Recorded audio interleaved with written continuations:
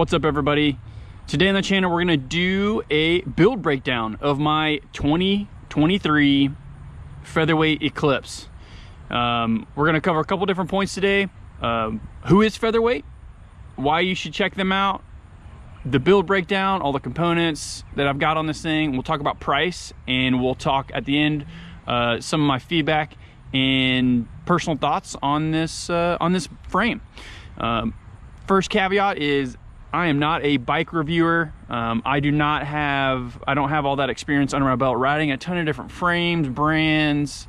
So all of these like opinions, take it with a grain of salt. Just know that I'm just giving my honest feedback and personal opinion on this stuff, but I have no huge history on riding a bunch of different frames to give you a bunch of broader, history of riding quality and stuff like that. But without further ado, let's jump into this, guys. So who is Featherweight? So Featherweight is a brand that you'll find online, on social media and in the web. They are primarily known for their ultralight fat tire frames. You can go on their website and do a fully custom build of their world-renowned fat tire frames, and that's they're slowly stepping into the road frame and the gravel frame. So this is the Eclipse. This is going to be the road frame. Like I just said, they also have a gravel frame. I forget the name of it off the top of my head, but if you go on their website, you will primarily see advertisements and information about their fat tire frames. Do not fret. If you email them or reach out to them through social media, you can get all the information and details about these early production road frames and gravel frames that they have. They also have a bunch of photos on their Instagram if you're looking for different colors and to get some more different angles and stuff that you might not get through this video. So there's a quick history of Featherweight. They're based out of Wilmington, North Carolina. The frames are coming, as all carbon frames do, I believe, from the Taiwan area. But what's cool about Featherweight is they're that semi-custom brand where you can pick your custom frame weight, pick your exact group set that you want, pick a set of wheels that you want to put on this thing, do bar width, stem width, all custom to get the geometry and the fit that you want, to put the personal touches on the frame that you want regarding color, decals, and stuff like that, where you can't get that with other brands. I know some other smaller brands are doing that as well. Featherweight is stepping into that game for the semi-custom, and I think it's really cool. It gives you a lot of flexibility on how much money you spend on the color and what the bike's gonna look like. So it's really cool. So I hope that's a good breakdown. Again, if you have any other questions, feel free to reach out to them on their website or through social media. Okay, let's jump into the bike build. All right, again, this is the 2023 Featherweight Eclipse road frame. This thing is freaking sweet, guys. The shapes, all the arrow shapes they put on this thing just look really good. I'm hoping the camera captures them all. The sunlight reflects off this thing really, really well. I went with a gunmetal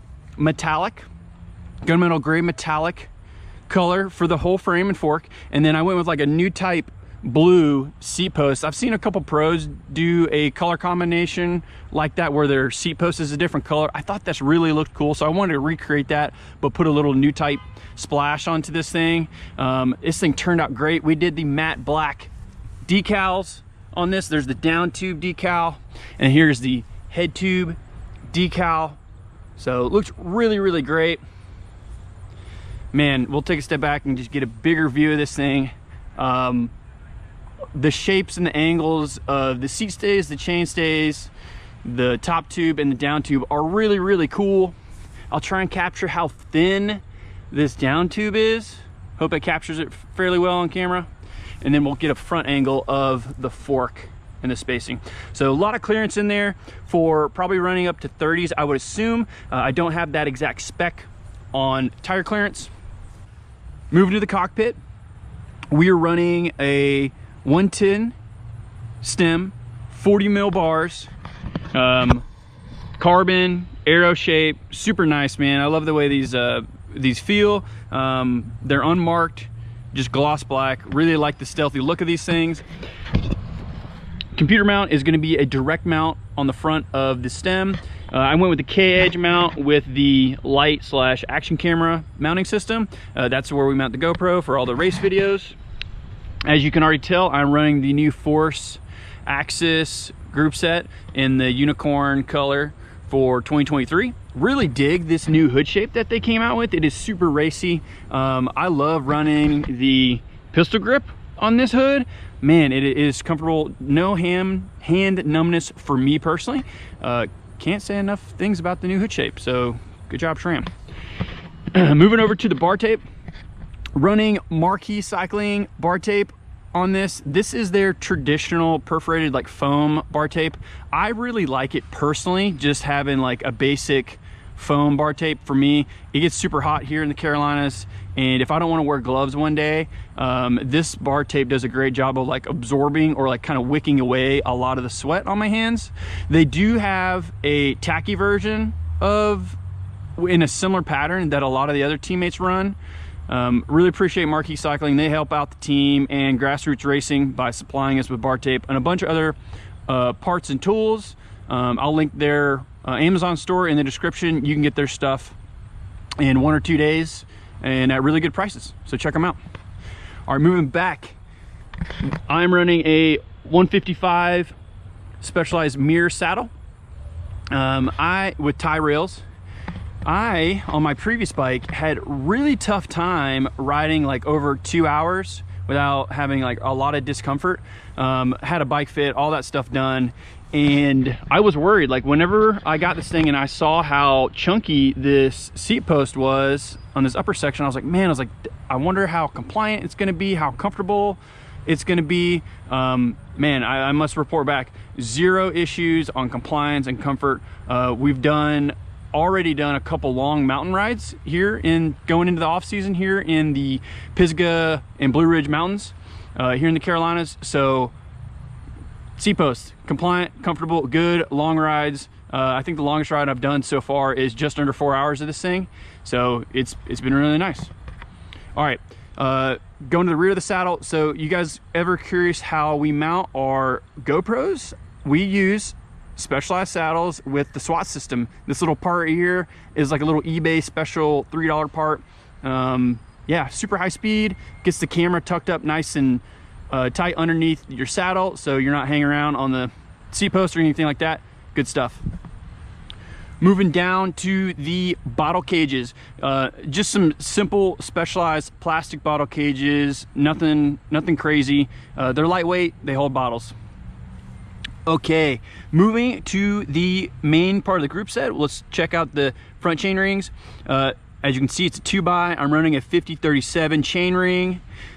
Crank arm length is 170, and I'm running the Look Keo Blade carbon with ceramic bearings. Really love these. I used to run the Garmin Vector power pedals, and those also use the Look Cleat interface. And so if you can't tell, I'm running a left-sided power meter on this setup. So I was like, you know what, like let's get some super light pedals and see what they feel like. And I really like how Look kind of did this cutout delete right here on these pedals. I haven't pedal striked on these. I've been ripping some corners, and they're doing their job. I clip in, they hold me up, and put some power down. Super nice. Going along, let's talk about the chain. I wax all my chains here at the vape shop here in Charlotte, North Carolina. If you're not running Silka wax, I don't really know what you're doing. For one, you probably don't want longevity, and then 2, you want to spend more money and burn out your chain rings and your cassette by wearing and using crappy standard drip lubes. Highly recommend waxing your chain, guys. Silka offers the melt wax that you can put in a crock pot, or you can get their like wax drip lube. Works just as good, takes a little bit more time and a little bit more patience, but all in all, it's a lifesaver. It makes your drivetrain super quiet. It makes it so much cleaner to maintain. You literally just take a microfiber cloth and wipe off the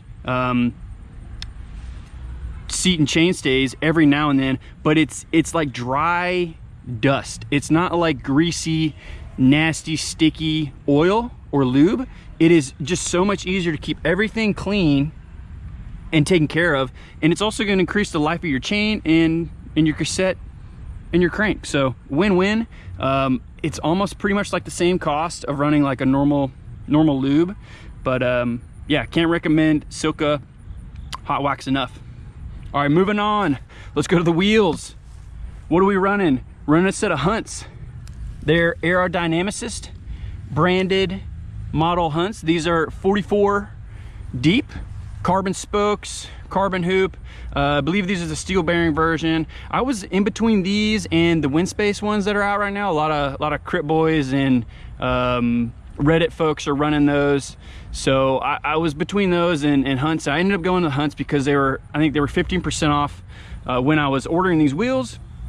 And Featherweight did not have their own branded wheels in at the time just yet. They have some now, and I'll share a photo of those a little bit later on when I talk about pricing.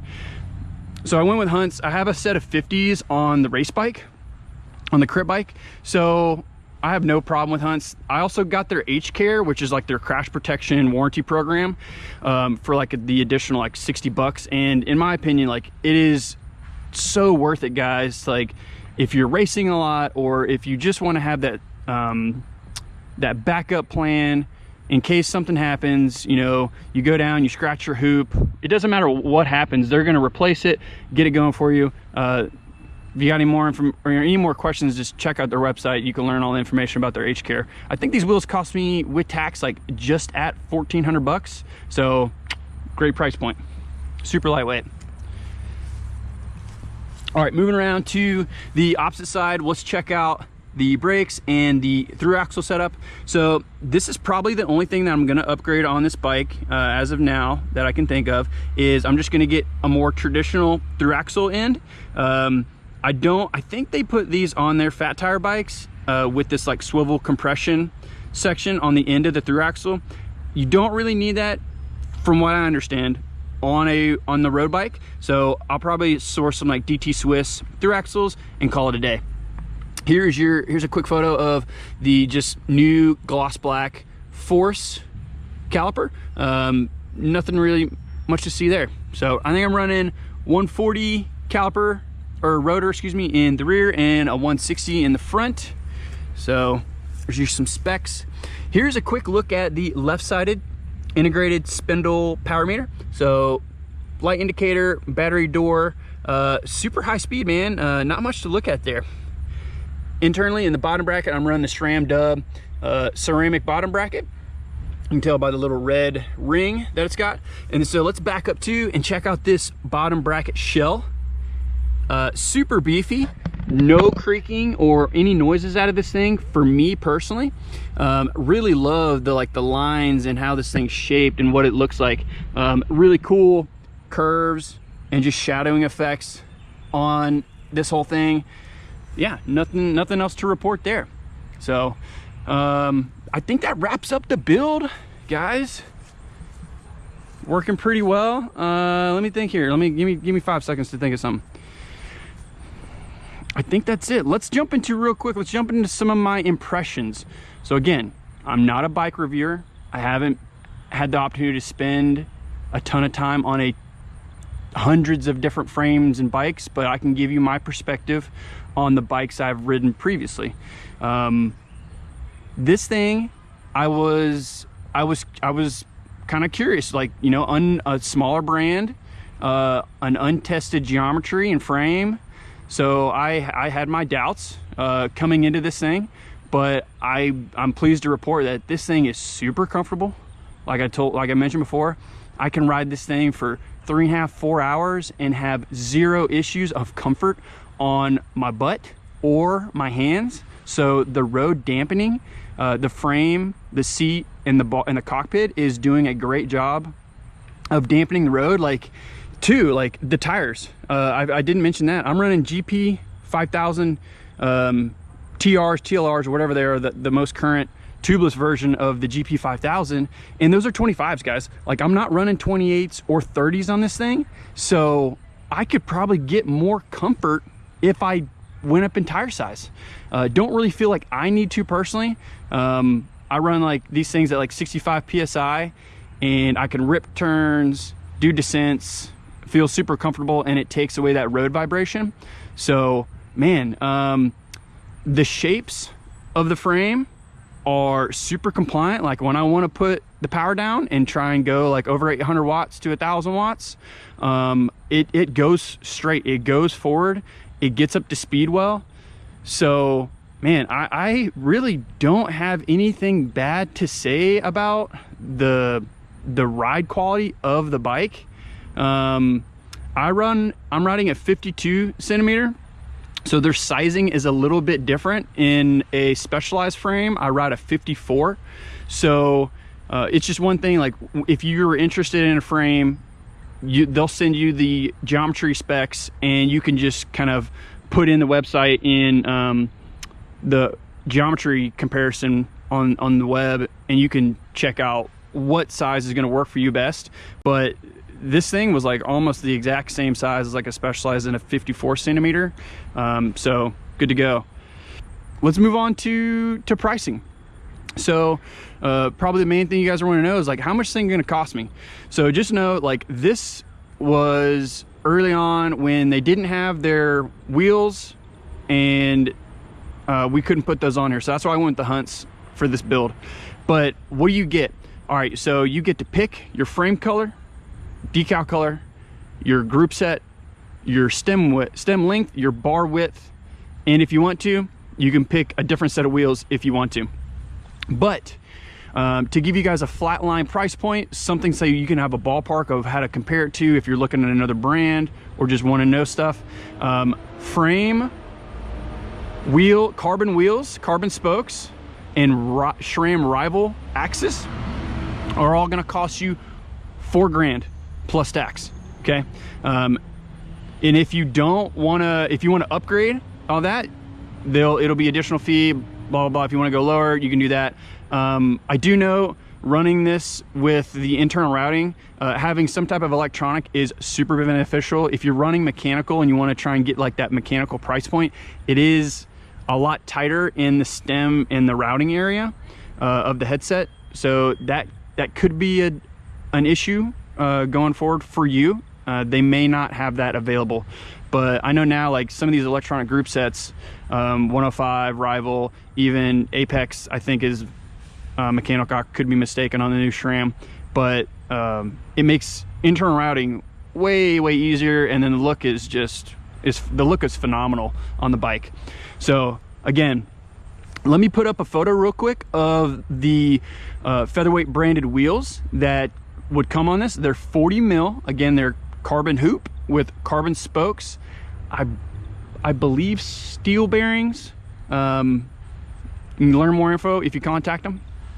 And then SRAM Rival Axis group set, 12 speed for $4 grand. And if you mention the Newtype cycling channel from YouTube, when you reach out and you purchase and make a purchase, you can get an extra 15% off of your purchase. So man, guys, it's a great steal whenever you're comparing this stuff to some other big box brands. Carbon frame, carbon wheels, 12-speed electronic group set, carbon bars, carbon stem. Really compare those apples to apples and see how much it's going to cost you to get this at 4K plus tax versus another big box brand when you're comparing apples to apples. I think it's going to be really hard to beat this. They're local here in the Carolinas, so you get this thing, you're gonna have a bike builder in America check this thing out, build it up for you, go through it, go through the quality inspection, everything like that. So all right, we'll jump over real quick, we'll weigh this thing, and I'll play some freehub sounds for you. Yep. Got the scale set up, currently at kilograms. It's set at 0. Got the bike. Let me try and do this one-handed. Bear with me.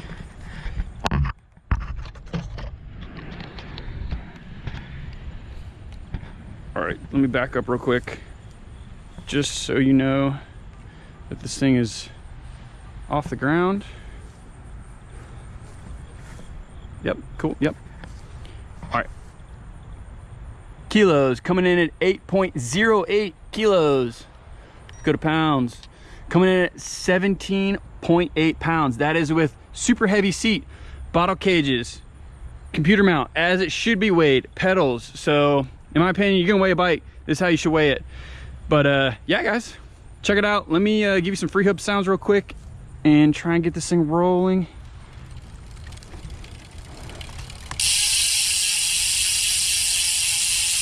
Oh yeah, hornet's nest, baby. All right, y'all, appreciate y'all watching. I'll have links to everything in the description. Again, you mentioned the channel, extra 15% off. Yeah, get it done. Later.